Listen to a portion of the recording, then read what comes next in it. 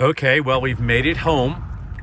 As you know, or as you saw the first EV charging portion of one of my videos, we charged to 80% in Boulder before we left yesterday.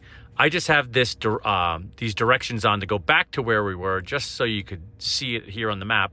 But we drove from Boulder, Colorado, through Lyons, Estes Park, and all the way to the trailhead of the Rocky Mountains. That's some significant elevation gain.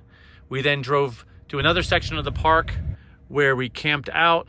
We then came back into Estes this morning and we went on a hike. I'm blanking on the name. Oh, it's Lumpy Ridge Trailhead. We went there and then we proceeded back home today.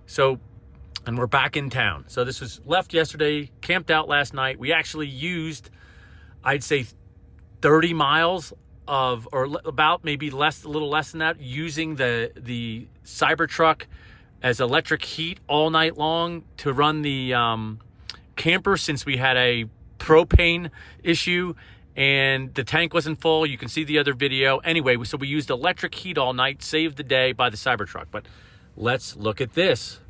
Wait till you see this. Trips. So last charge, so this entire trip, we drove 114 miles. We used 43 kilowatt hours, and we were doing 379 watt hours per mile. This is with a truck camper on the back, guys.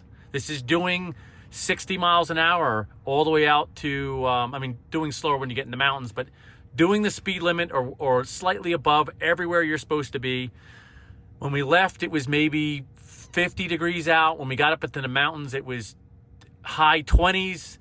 Overnight, it was high 20s. This morning, it warmed up to 50s. Now we've gotten back into town. It was 64, but we had crosswinds of like 30, 40 miles an hour on the front range coming back to Boulder.